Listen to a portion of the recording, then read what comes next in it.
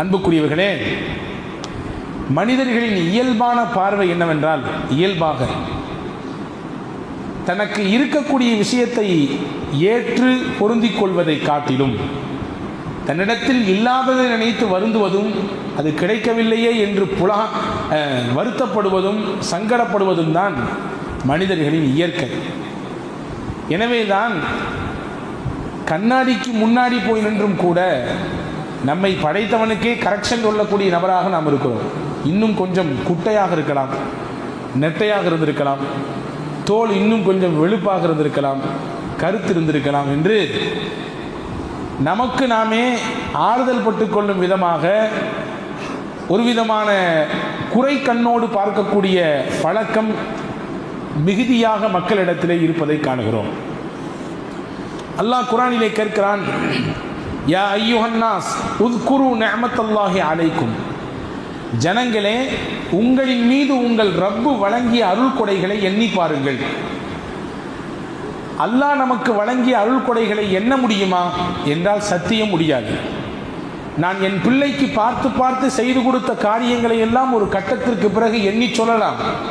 நான் உன்னை எப்படி வளர்த்தேன், எப்படி கஷ்டப்பட்டேன், உனக்கு என்னவெல்லாம் செய்து கொடுத்திருக்கிறேன், நீ படிக்கிற பொழுது பட்ட சிரமம் என்ன, உனக்கு வேலை வாய்ப்புக்காக வேண்டி நான் பட்ட கஷ்டங்கள் என்ன, அவமானங்கள் என்ன, தலைக்குனிவுகள் என்ன என்று நீண்ட பட்டியலை நம் பிள்ளையின் வளர்ப்புக்காக வேண்டி நாம் பட்ட சிரமங்களை எல்லாம் கூட ஒரு பட்டியலிடலாம்.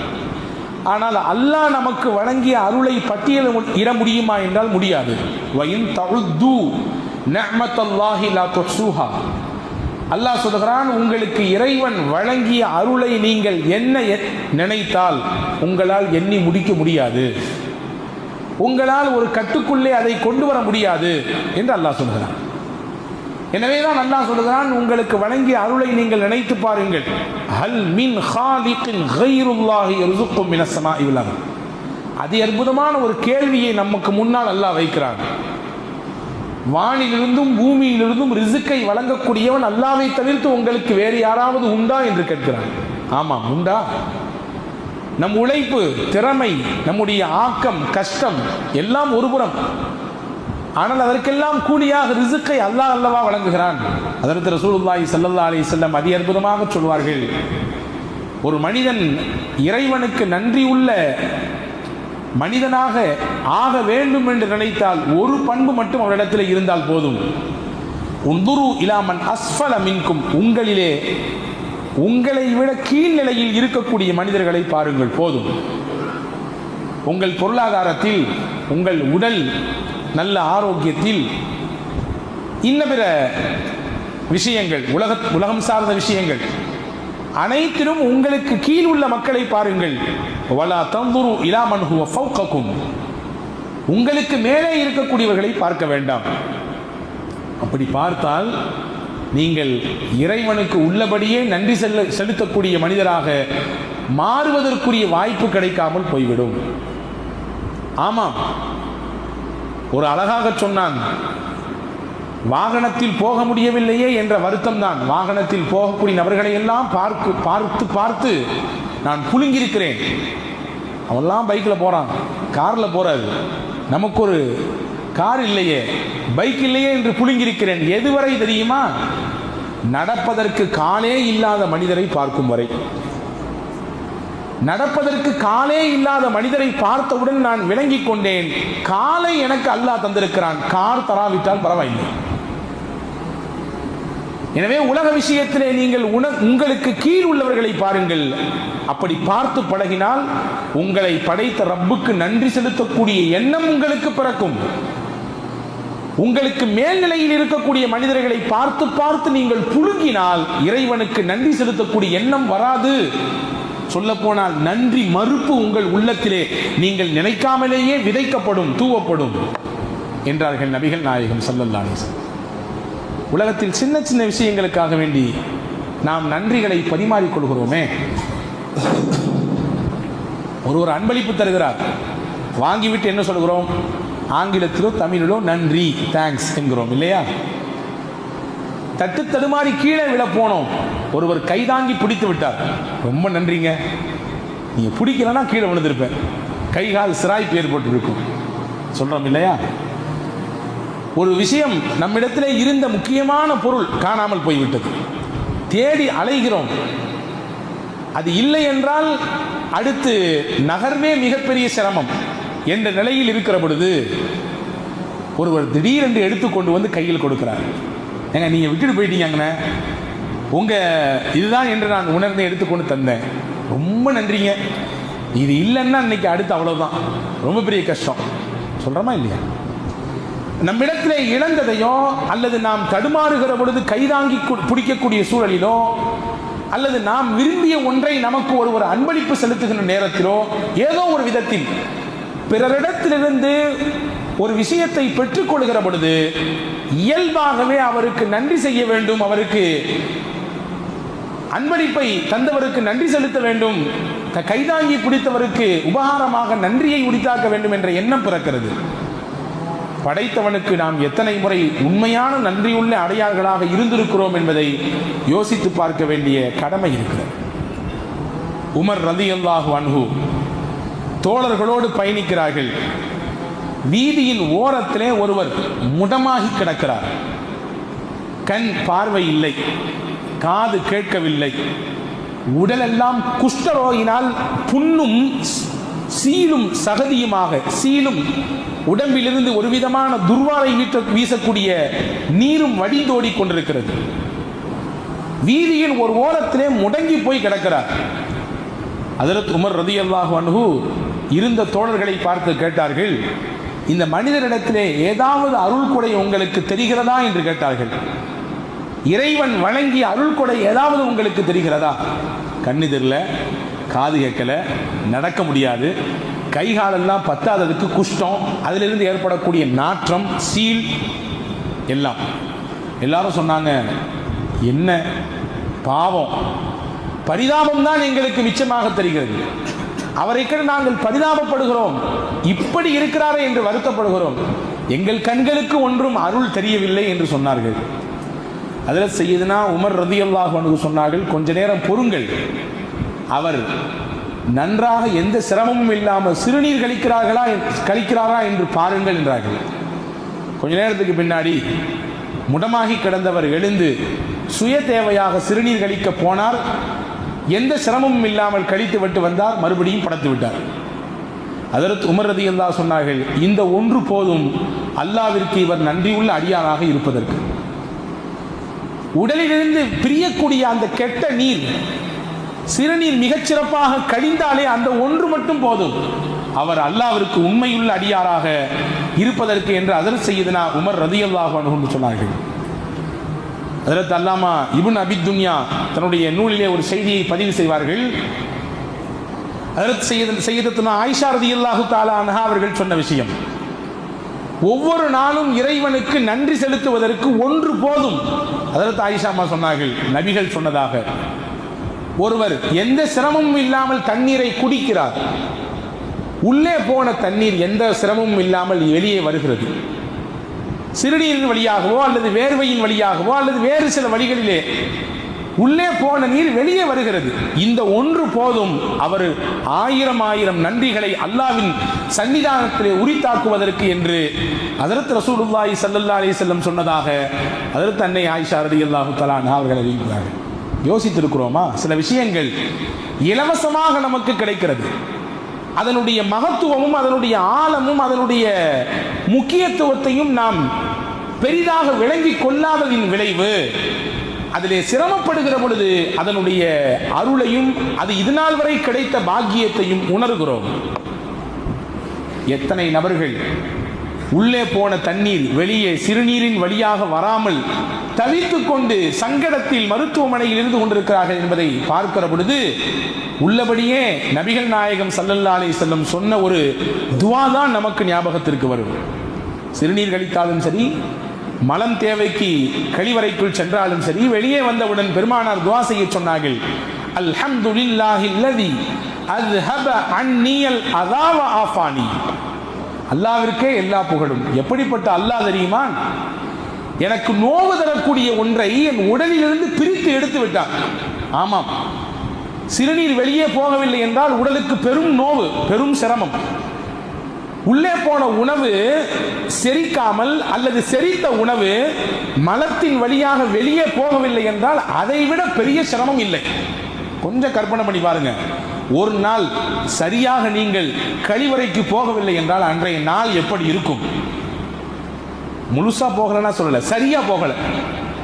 எப்போதுமே ரிலாக்ஸாக போகக்கூடிய நாம், நிம்மதியாக போய்விட்டு வரக்கூடிய நாம், கொஞ்சம் அன்று முன்னும் பின்னும் முக்கி தள்ளுகிறது என்றால் எவ்வளவு பெரிய அழுத்தத்தை, எவ்வளவு பெரிய சிரமத்தை உணர்வோம். நபிகள் எனவே தான் சொன்னார்கள், அல்லாஹ்விற்கு நீங்கள் வெளியே வந்தவுடன் நன்றி செய்யுங்கள், அது உங்கள் உடலில் இருந்தால் மிகப்பெரிய கேடு. யோசித்திருக்கிறோமா என்றாவது? அல்லாஹ் நமக்கு வழங்கிய அருளை பாருங்கள் பெருமக்களே. திடமானதை சாப்பிடுகிறோம், திரவமானதையும் சாப்பிடுகிறோம். நல்ல கட்டியான இருக்கிற பொருளையும் சாப்பிடுறோம், தண்ணி மாதிரி இருக்கிற பொருளையும் சாப்பிடுறோம். எல்லாமே உடலுக்குள்ள போகுது. அல்லாஹ் இந்த உடலை ஒரு சின்ன தொழிற்சாலையாக வைத்திருக்கிறான். நீர் வேறு, நார் வேறு, வைட்டமின் வேறு, கால்சியம் வேறு, எல்லாம் பிரிக்கப்படுது. பிரிக்கப்பட்டு எந்தெந்த பார்ட்ஸுக்கு எது எது தேவை அது எல்லாம் அல்லாஹ் சப்ளை பண்றான். நீர் சத்துக்கு நீர், நார் சத்துக்கு நார், வைட்டமினுக்கு வைட்டமின், கால்சியம், என்னென்ன தேவையோ எல்லாம் பிரிக்கப்படுது. கடைசியில் சக்கை மிஞ்சும் இல்லையா? அந்த சக்கையை தான் மலத்தின் வழியாக வெளியே தள்ளுகிறார். பாருங்க, அல்லாஹ்வின் அற்புதம் பாருங்கள். மலத்துவாரத்தின் பக்கத்திலே ஒரு அமைப்பை அல்லாஹ் வைத்திருக்கிறார். அதற்கு பெயர் கிராக் சிஸ்டம். அது என்ன வேலை செய்யும்? அது எல்லோருக்கும் இருக்கிறது. என்ன வேலை செய்யும் தெரியுமா? நமக்கு மலம் கழிக்க வேண்டிய சூழல் ஏற்பட்டவுடன் நாம் அந்த குறிப்பிட்ட இடத்தை நாடி போகிறோம். மூளைக்கு அந்த விஷயம் போகிறது, மலம் கழிக்க வேண்டிய தேவை நேரம் வந்துவிட்டது என்று. அந்த குறிப்பிட்ட இடத்துக்கு போகிறோம், டாய்லெட்டுக்கு போகிறோம். குறிப்பிட்ட இடத்திலே எப்படி அமர வேண்டுமோ அப்படி அமருகிறோம். வெளியேற்ற வேண்டும் என்று நம்முடைய உள்ளம் மூளைக்கு செய்தியை பாஸ் செய்கிறது. அதற்கு பிறகு உடலில் இருந்து சக்கை வெளியே வருகிறது. வெளியே வரக்கூடிய இடத்தில் இருக்கக்கூடிய ஒரு அமைப்பு தான் கிராக் சிஸ்டம். அது என்ன செய்கிறது? அந்த குறிப்பிட்ட நேரம் வரும் வரை உங்கள் மலத்தை தடுத்து வைத்திருக்கிறது, கேட் மாதிரி. அது இல்லைன்னு சொன்னா என்ன ஆகும்? சின்ன பிள்ளைங்க எப்படி சாதாரணமாக அறியாமல் சுய தேவை கழித்து விடுகிறதோ, நோயாளிகளின் உடலிலிருந்து எப்படி அறியாமல் மலம் வெளியேறி விடுகிறதோ, வயது மூப்பின் காரணமாக சில சமயங்களில் எப்படி அறியாமல் உடலிலிருந்து மலம் கழிந்து விடுகிறதோ, இதுவெல்லாம் எப்பொழுது ஏற்படும்? அந்த கிராக் சிஸ்டம் என்ற ஒன்று முறையாக செயல்படாமல் இருக்கிற பொழுது இதுவெல்லாம் ஏற்படும். ஒரு புத்தகத்தில் வாசித்தேன், அதனுடைய ஆசிரியர் எழுதியிருக்கிறார், ஒரு மனிதனுக்கு அல்லாஹ் அந்த இடத்திலே புற்றுநோயை ஏற்படுத்தினார். அந்த கிராக் சிஸ்டம் என்று சொல்லக்கூடிய அந்த தடுப்பு வேலி, மலத்தை தாங்கி நிற்கக்கூடிய அந்த மூடியிலே அல்லாஹ் புற்றுநோயை ஏற்படுத்தினார்.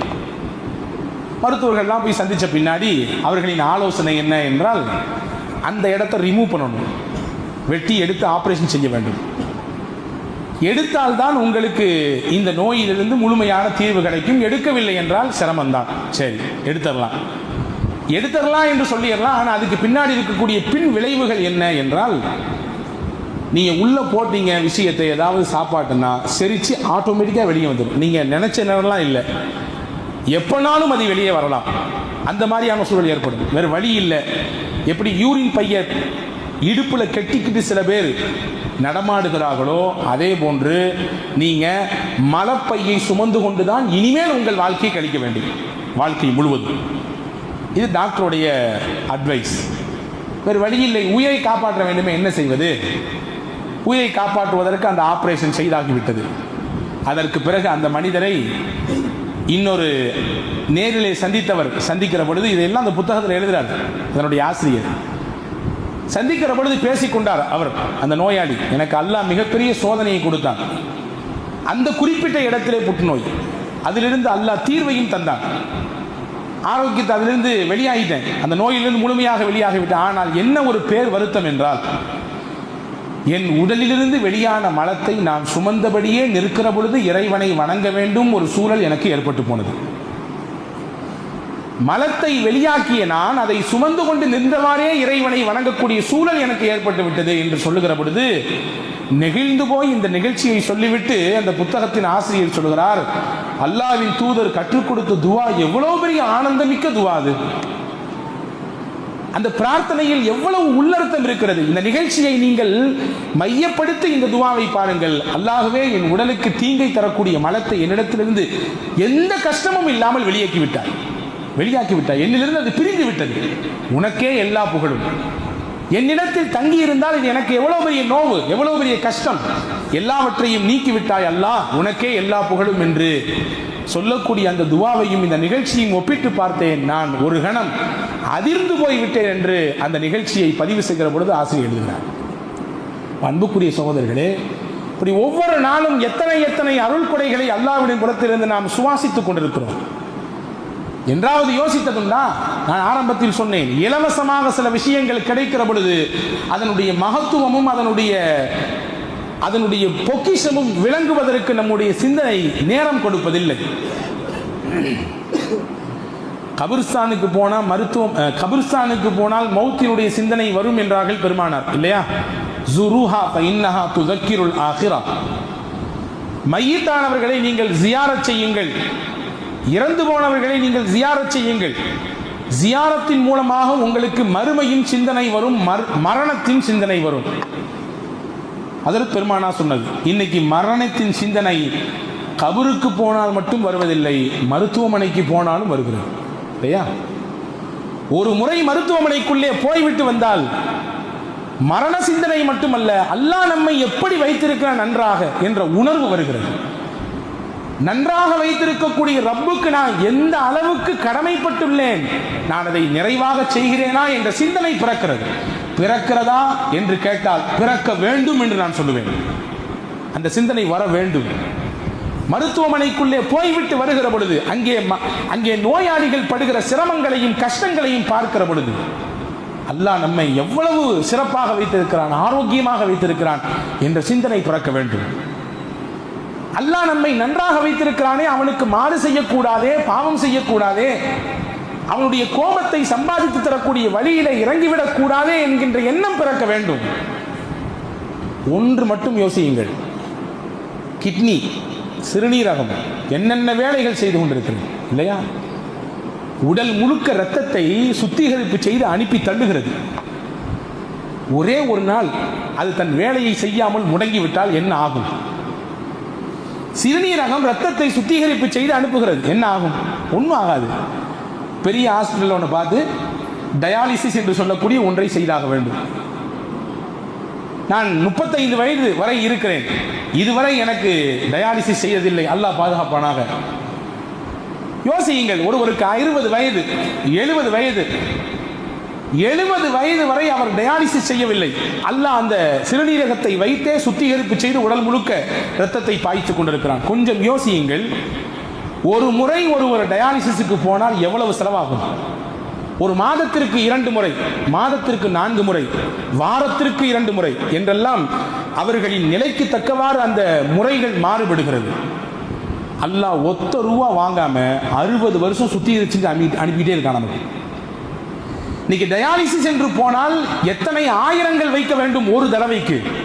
ஒரு மாதத்திற்கு எத்தனை ஆயிரம், வருடத்திற்கு கணக்கு போட்டால் 60 ஆண்டு 70 ஆண்டு நமக்கு எந்த தொகையும் வாங்காமல் ஃப்ரீயா அல்லாஹ் செஞ்சு கொடுக்கான். கொஞ்சம் யோசிங்க, கணக்கு போட்டு பாருங்க. ஒரு முறைக்கு 1000 என்ற ரீதியிலே வைத்து பாருங்கள், வருடத்திற்கு எத்தனை ஆயிரங்கள், எத்தனை லட்சங்கள், நம் வாழ்நாள் முழுக்க எத்தனை லட்சங்கள். அப்படி நமக்கு சுத்திகரிப்பு செய்து அனுப்பக்கூடிய ரப்புக்கு நாம் நன்றி உள்ளவனாக இருக்க வேண்டுமா வேண்டாமா? இப்படி நம்மை பராமரித்துக் கொண்டிருக்கிற ரப்பை நாம் நினைக்க வேண்டுமா வேண்டாமா? அவனிடத்தில் கதற வேண்டுமா வேண்டாமா? அல்லாஹ்வே, நீ கொடுத்ததற்கு நன்றி சொல்ல முடியவில்லை இன்னும் என்று இஎம் ஹனீஃபா பாடிய பாட்டின் அர்த்தம் நமக்கு புரிய வேண்டுமா வேண்டாமா? அன்புக்குரியவர்களே, எத்தனை எத்தனை அருள். பெருமானா ஸல்லல்லாஹு அலைஹி வஸல்லம் அன்னவர்களும் மதிய நேரம் உச்சி பொழுது ஒரு 12 மணி இருக்கும் என்று வைத்துக் கொள்ளுங்கள், வெளியே வருகிறார்கள். வந்தால் செய்த அபூபக்கர் சித்தீக் ரலியல்லாஹு அன்ஹு வர்றாங்க. இந்த நேரத்தில் எங்கே வந்தீங்கன்னு அபூபக்கர் நாயகத்தை கேட்குறாங்க. ரசூலுல்லாஹ் சொன்னாங்க, பசிதான் வீட்டை விட்டு என்னை வெளியாக்கியது. நபி கேட்டாங்க திருப்பி அபூபக்கர் நாயகத்தில், நீங்கள் ஏன் வந்தீங்க? அதே தான், உங்களை எந்த பசி வெளியாக்கிச்சோ அதே பசி தான் என்னையும் வெளியாக்கிச்சு, வாங்க போவோம். கொஞ்ச நேரத்தில் உமர் ரலியல்லாஹு அன்ஹு வருகிறார்கள். அவர்களிடத்திலும் இதே கேள்வி, அவர்களும் இதே பதில். 3 பேரும் சேர்ந்து அதல் சையதுனா அபுல் ஹைசம் அல் அன்சாரி ரலியல்லாஹு அன்ஹு என்ற சஹாபியின் வீட்டுக்கு போகிறார்கள். வீட்டிலே நபி தோழர் அபுல் ஹைசம் இல்லை, மனைவி மட்டும்தான் உள்ளே இருக்கிறார்கள். பெருமானார் சலாம் சொல்ல பதில் சொல்ல அவர்களுக்கென்று விரிவை ஏற்படுத்தி கொஞ்ச நேரம் உட்காருங்க, இங்க வீட்டுக்காரங்க இங்க போயிருக்கிறாங்க, இப்போ வந்துடுவாங்க. வந்தார் அபுல் ஹைசம் அல் அன்சாரி. நபியையும் தோழர்கள் அபூபக்கர் ரலியல்லாஹு அன்ஹு உமர் ரலியல்லாஹு அன்ஹு பார்த்தவுடன் பூரிப்பு, சந்தோஷம், ஆனந்தம். இன்னைக்கு எனக்கு கிடைச்ச மாதிரி விருந்தாளி உலகத்தில் யாருக்குமே கிடைச்சிக்க மாட்டாங்க. எங்க வீட்டுக்கு நபிகள் நாயகம் வந்திருக்கிறாங்க, நான் பெரிய பாக்கியவான், நபியே ஒரு நிமிடம் நெல்லுங்கள் என்று சொன்னவுடன் அவர் தன்னுடைய தோட்டத்திலிருந்து கொண்டு வந்த குளிர்ந்த நீரையும் கொண்டு வந்த அந்த பேரித்தம்பழத்தினுடைய பல்வேறு கனிகளையும் நபிக்கு முன்னால் கொண்டு வந்து வைத்தார். சாப்பிடுங்கள், உங்களுக்கு தேவையான உணவு இன்னும் சிறிது நேரத்தில் தயாரிப்பு செய்யப்படும். செய்தார். தயாரிப்பு செய்து பெருமானாருக்கு முன்பு வைத்தார். பசியோடு வந்த நாயகமும் நாயக தோழர்களும் சஹாபாக்கள் அபூபக்கர் ரலியல்லாஹு அன்ஹு அவர்களும் சய்யிதுனா உமர் ரலியல்லாஹு அன்ஹு சாப்பிட்டார்கள். சாப்பிட்டு முடித்தவுடன் பெருமானார் ஸல்லல்லாஹு அலைஹி வஸல்லம் இரு தோழர்களை பார்த்து சொன்னார்கள், ஹாதா மினன் நிஅமில் லதீ துஸ்அலூன அன்ஹு. இதுவும் அல்லாஹ்வின் அருள் கொடைதான். பசியோடு நாம் வந்தோம், ஒண்ணுமே இல்லாமல் நாம் வெற்று குடலோடு நாம் வெளியே வந்தோம். நமக்கு வயிறார சாப்பாடு கொடுத்தது, நீரை புகட்டியது அல்லாஹ் தான். இதை பற்றியும் நாளை அல்லாஹ்விடத்தில் நீங்கள் விசாரிக்கப்படுவீர்கள், இதை பற்றியும் நாளை அல்லாஹ்விடத்தில் விசாரிக்கப்படுவீர்கள் என்று சொன்னார்கள். ஹதீஸ் தொடர்கிறது. அங்கே உள்ளே இருந்த அந்த பெண்மணி அபுல் ஹைசம் ரலியல்லாஹுடைய மனைவி சொன்னாங்க, யார் சொல்லா ஏதாவது எங்களுக்கு துவா செய்யுங்க, உங்க துவாவுக்காக வேண்டிதான் இதெல்லாம். அப்பதான் சல்லாசன் துவா செஞ்சாங்க, அக்கட தஆமுக்குமுல் அபரார் வஸல்லத் அலைக்குமுல் மலாயிகா வஅஃப்தர இந்தக்குமுஸ் ஸாயிமூன். உங்கள் உணவை நல்லோர்கள் சாப்பிடட்டும், உங்கள் வீட்டிலே நோன்பாளிகள் வந்து நோன்பு திறக்கட்டும், உங்கள் வீட்டிலே மலக்குமார்கள் அணியணியாக வந்து இறங்கட்டும் என்று துவா செஞ்சாங்க. இந்த துவா அல்லாஹ் கொடுத்த அருளுக்கு ஒரு சின்ன நன்றி கடனாக மாறுகிறது என்று பெருமானார் ஸல்லல்லாஹு அலைஹி வஸல்லம் செய்கையின் மூலமாக செய்து காண்பித்து போனார்கள். எத்தனை எத்தனை உணவுகளை அல்லாஹ் வகை வகையாக நமக்கு கொண்டு சேர்க்கிறான். நினைத்து பார்க்கிறோமா? சையதுனா அப்துர் ரஹ்மான் இப்னு அவுஃப் ரலியல்லாஹு அன்ஹு நோன்பு காலம், நோன்பு திறப்பதற்கு முன்னால் அடுக்கி வைக்கப்பட்டிருக்கிறது உணவு. பார்த்து அழுகிறார்கள், கண்ணீர் வடிக்கிறார்கள். நோன்பாளி, ஏங்க அழுகிறீங்கன்னு கேட்கும்பொழுது ஹஜ்ரத் அப்துர் ரஹ்மான் இப்னு அவுஃப் ரலியல்லாஹு சொன்னார்கள், என் தோழர்களில் எத்தனையோ தோழர்கள் ஏழைகள் சஹாபிகள், சையதுனா முஸ்அப் பின் உமைர் போன்ற சஹாபாக்கள் எல்லாம் உடுத்துவதற்கு கூட ஒழுங்கான ஆடை இல்லாமல் கந்தல் ஆடையை உடுத்தி கொண்டு கஃபன் செய்வதற்கு கூட முழு ஆடை இல்லை. தலையை போர்த்தினால் கால் தெரிகிறது, காலை போர்த்தினால் தலை தெரிகிறது. அந்த நிலையில் உலகத்தோடு ஒட்டாமல் வாழ்ந்து மறைந்து விட்டார்கள். அல்லாஹ் எனக்கு எவ்வளவு உணவை கொண்டு வந்து வச்சிருக்கான். நோன்பு திறக்கும் நேரத்தில் எவ்வளவு உணவு, வகை வகையான உணவு. அல்லாஹ்விற்கு நான் எப்படி பதில் சொல்ல போகிறேன் என்று தெரியவில்லையே. அவன் வழங்கிய அருள் கொடைக்கு அவன் நாளை என்னிடத்திலே கேள்வி கேட்டால் நான் என்ன பதில் சொல்வேன் என்று தெரியவில்லையே என்று கலங்குகிறேன் என்று சொல்லிவிட்டு வெறும் தண்ணீரை மட்டும் எடுத்துக்கொண்டு அதை வைத்து நோன்பு திறந்து விட்டு போனார்கள் என்று வரலாறு இருக்கிறது. இன்றைக்கு எவ்வளவு அறுசுவை உணவுகளை அல்லாஹ் நம்மை சாப்பிட வைக்கிறான். எல்லாம் நம்ம சம்பாதிக்கிறோம், உழைக்கிறோம், பொருள் ஈட்டுகிறோம், உண்ணுகிறோம் என்று சொல்லலாம். ஆனால் இது எல்லாவற்றுக்கும் பின்னால் இறைவனுடைய அருள் கொடை இருக்கிறதா இல்லையா? யோசித்திருக்கிறோமா? சாப்பிட்டு முடித்தவுடன் அல்லாஹ்விற்கு நன்றி செலுத்தியிருக்கிறோமா? அல்லாஹ்வே, உலகத்தில் எத்தனை மக்கள், கோடிக்கணக்கான மக்கள் ஒருவேளை உணவில்லாமல் திண்டாடி கொண்டிருக்கிறார்கள். எங்களை வயிறார உணவுடன் செய்தாய் அல்லாஹ்வே, உனக்கே எல்லா புகழும், அல்ஹம்துலில்லாஹ் சொல்லி இருக்கிறோமா? அல்லாஹ்வே, நீ தான் உணவை கொடுத்தாய், நீ தான் தண்ணீரை கொடுத்தாய், நீ தான் எங்கள் பசியை ஆற்றினாய், நீ தான் ரிஸ்க் அளிப்பவனில் ஆகப்பெரியவன். புகழ்ந்திருக்கிறோமா அல்லாஹ்வை? அன்புக்குரியவர்களை யோசித்து பார்க்கிறோம். அல்லாஹ் வழங்கிய அருள் கொடை நம் உடலிலும் நம்முடைய வெளிரங்கத்திலும் நிரம்ப கிடக்கிறது. நாம் அதை கண்டும் காணாமல் கடந்து போய்கொண்டே இருக்கிறோம். நினைக்கிறோமா இல்லையா என்பது கூட யோசிக்க முடியாத அளவிற்கு ஒரு அவசர கதியிலே நாம் தள்ளப்பட்டிருக்கிறோம். பெருமானார் ஸல்லல்லாஹு அலைஹி வஸல்லம் அன்னவர்கள் ஒரு இரவின் நடுநிசி நேரம் அன்னை ஆயிஷா ரலியல்லாஹு தஆலா அன்ஹா அவர்களின் வீட்டிலே நபிகள் தங்கியிருக்கிறார்கள். ஹஜ்ரத் ஆயிஷா அம்மாவும் நபிகளும் மட்டும்தான் வீட்டில் உண்டு, வேறு யாரும் இல்லை.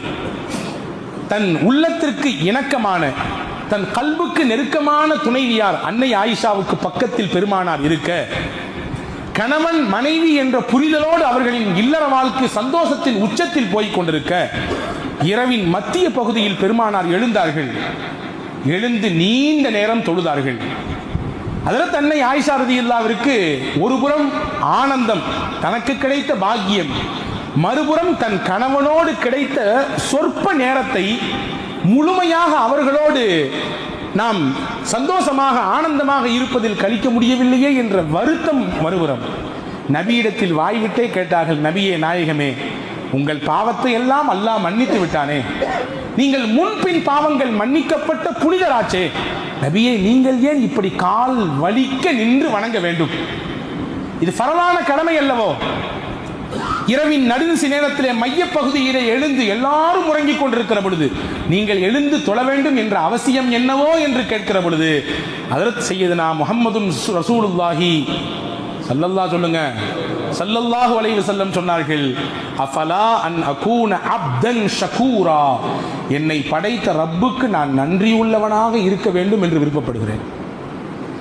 நன்றி உள்ளவன் என்பதின் வெளிப்பாடுதான் அவனை வணங்குகிறேன், நிற்கிறேன், அவனுக்கு முன்னால் பேசுகிறேன், இறை வசனத்தை ஓதி அவனிடத்திலே மன்றாடுகிறேன்.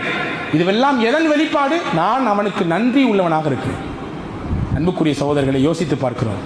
எனவே அந்த நன்றி உள்ள தன்மை என்பது நம்முடைய வாழ்க்கையில் வெளிப்பட வேண்டும். ஒன்றை நினைத்தால் போதும்.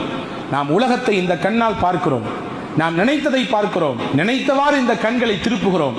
இந்த ஒன்று போதும் இறைவனுக்கு ஆண்டாண்டு காலம் அல்லாஹுவின் சன்னிதானத்திலே மன்றாடுவதற்கு, கதறுவதற்கு.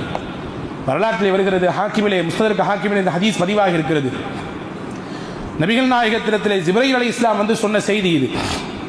ஒருவர் வாழ்ந்தார், 500 ஆண்டுகள் வாழ்ந்தார், நிறைய வணக்க வழிபாடுகள் செய்தார், மலை உச்சியிலே போய் தனியாக வாழ்ந்தார். அவருக்கு பசி ஏற்பட்டால் கீழே இறங்கி வருவார், அங்கே ஒரு மாதுளை பழம் இருக்கும் மரம், அதிலிருந்து சில பழங்களை எடுத்து சாப்பிடுவார். தண்ணீர் குடிப்பதற்கு மதுரமான தண்ணீர் அங்கே சுனை ஊற்று ஓடும், அதை எடுத்து குடிப்பார். குடித்துவிட்டு மறுபடியும் போவார், வணங்குவார், வழிபடுவார். அவரின் கோரிக்கை எல்லாம் ஒன்றே ஒன்றுதான், இறைவா, என்னை நீ சஜிதா செய்த நிலையில் மௌத்தாக்க வேண்டும், உன்னை வணங்கிக் கொண்டிருக்கிற பொழுது எனக்கு மரணம் வர வேண்டும் என்று அல்லாஹ்விடத்திலே கேட்டுக்கொண்டே இருந்தார். அல்லாஹ் அவர் கோரிக்கையை நிறைவேற்றினார். சஜிதா செய்யக்கூடிய நிலையிலேயே அவருக்கு மரணமும் வந்தது. மறுமையிலே தூக்கி நிப்பாட்டுவான், எழுப்பி கேட்பான், நல்ல வணக்க வழிபாடுகள் செய்தார், எல்லாம் சரிதான், இப்பொழுது என் அருளை கொண்டு நீ சொர்க்கத்திற்கு போ என்று சொல்லுவான். அவர் சொல்லுவார், 500 ஆண்டுகள் நான் நன்மை செய்திருக்கிறேன், அவ்வளவு வணக்க வழிபாடுகள் என் கையில் இருக்கிறது, நான் செய்த நன்மைகள் என்ன, தொழுத தொழுகைகள் என்ன, ஓதிய திலாவத் என்ன, செய்த தான தர்மங்கள் என்ன, அவ்வளவு கொச்சு கொச்சாக இருக்குது என்னிடத்திலே, என் அமல்கள் என்று கேட்பார். அல்லாஹ் சொல்லுவான், என் ரஹ்மத்தை கொண்டு போ என்பான். மறுபடியும் கேட்பார், என்னுடைய அமல் என் ரஹ்மத்தை கொண்டு போ என்று அல்லாஹ் சொல்லுவான். என்னுடைய அமலுக்கு அப்ப என்னதான் பலன்? அல்லாஹ் சொல்லுவான், ஜிப்ரீலை கூப்பிட்டு அவர் செய்த 500 ஆண்டுகால நன்மைகளை எடுத்து வையுங்கள், அவருக்கு நாம் வழங்கிய கண் என்ற அந்த பொக்கிஷத்தை எடுத்து இன்னொரு தட்டில் வையுங்கள், எது கனமாக இருக்கிறது என்று பார்ப்போம் என்பான். ரெண்டும் தூக்கி நிறுக்கப்படும். அவருடைய கண் மட்டும் நிறத்தில் நிறுவையில் தாழ்ந்து போய்விடும். அவர் செய்த 500 ஆண்டு நன்மைகள் அப்படியே மேலே போய்விடும். ஜிப்ரீல் சொல்லுவார், யா அல்லாஹ், நீ இந்த மனிதருக்கு கொடுத்த இந்த கண் மட்டும் இவர் 500 ஆண்டுகள் செய்த நன்மைக்கு ஈடாக இல்லை. இன்னும் இவருக்கு உடல் இருக்கிறது, உடலிலே உறுப்புகள் இருக்கிறது, உடலில் உறுப்பின் செயலாக்கம் இருக்கிறது, இவர்களுடைய வெளிரங்க அந்தரங்க வெளிரங்க அருள் கொடைகள் இருக்கிறது, கொடுத்த சாப்பாடு இருக்கிறது, செய்த வேலைகள் இருக்கிறது, என்னென்ன இருக்கிறது, கண்ணுக்கு மட்டும் 500 ஆண்டுகளா என்று திகைத்து போய் நிற்கிற பொழுது அல்லாஹ் சொல்லுவான், நீ வணங்கினாய், இந்த வணக்கமும் என் ரஹ்மத் தான். உனக்கு உணவு கொடுத்தேன், அதுவும் என் ரஹ்மத் தான். நீ கேட்டாய் சஜிதாவிலே எனக்கு மரணம் வேண்டும் என்று, அதுவும் என் ரஹ்மத்தை கொண்டுதான் சொன்னேன். இப்போவும் சொல்கிறேன், என் அருளை கொண்டு சொர்க்கத்திற்கு போ என்கிற பொழுது அவர் தான் செய்த தவறை நினைத்து வருந்தி அல்லாஹ்விடத்திலே மன்னிப்பு கேட்டுவிட்டு போவார். இந்த ஹதீஸை முடிக்கிற பொழுது ஹஜ்ரத் சய்யிதுனா ஜிப்ரீல் அலைஹிஸ்ஸலாம் சொல்வார்கள், இன்னமல் அஷ்யாஉ பிரஹ்மத்தில்லாஹி தஆலா யா முஹம்மத் ஸல்லல்லாஹு அலைஹி வஸல்லம். அல்லாஹ்வின் தூதரே, உலகத்தில் நடக்கக்கூடிய எல்லா காரியமும் அல்லாஹ்வின் அருளை கொண்டுதான், அருள் கொடைகளை கொண்டுதான் நடக்கிறது. எதுவும் மனிதனின் தனி சக்திக்கோ, மனிதனின் தனி முயற்சிக்கோ, மனிதனுடைய அளப்பரிய ஆற்றலுக்கோ உரித்தானது அல்ல. எல்லாமும் அல்லாஹ்வின் ரஹ்மத்தை கொண்டுதான் நடக்கிறது என்பதை புரிந்து கொள்ளுங்கள் நாயகமே என்று ஹஜ்ரத் ஜிப்ரீல் அலைஹிஸ்ஸலாம் அண்ணன் பெருமானிடத்தில் சொல்லிவிட்டு போவார்கள் என்பதை பார்க்கிறோம். எனவே உன்னை புரிய வேண்டும், நான் வணங்குகிறேன், தொழுகிறேன், நிறைய தான தர்மம் கொடுக்கிறேன், நிறைய கிதாப் திலாவத் ஓதிக்கிறேன், நிறைய கல்வி இருக்கிறது, எனக்கு மார்க்க ஞானம் நிறைய இருக்கிறது என்று நமக்கு நாமே சமாதானம் சொல்லிக்கொள்ள கூடாது. அதுவும் கூட அல்லாஹ்வின் பிச்சை தான். அல்லாஹுவின் அருள் தான் என்பதை புரிந்து அதற்கும் நன்றி செய்யக்கூடிய மனிதர்களாக மாறுகிற பொழுது நிச்சயம் அல்லாஹ்வின் அருளை முழுமையாக பெறுவோம். நாளை மறுமையிலே அவனுடைய உயர்தரமான ரிதுவான் என்று சொல்லக்கூடிய திருப்பொருத்தத்திற்கு உரித்தானவர்களாக அல்லாஹ் நம்மை ஆக்குவான். வல்ல ரஹ்மான் தௌஃபீக் செய்வானாக. ஆமீன். வாஹிரு தஅவா அனில் ஹம்துலில்லாஹி ரப்பில் ஆலமீன். அஸ்ஸலாமு அலைக்கும்.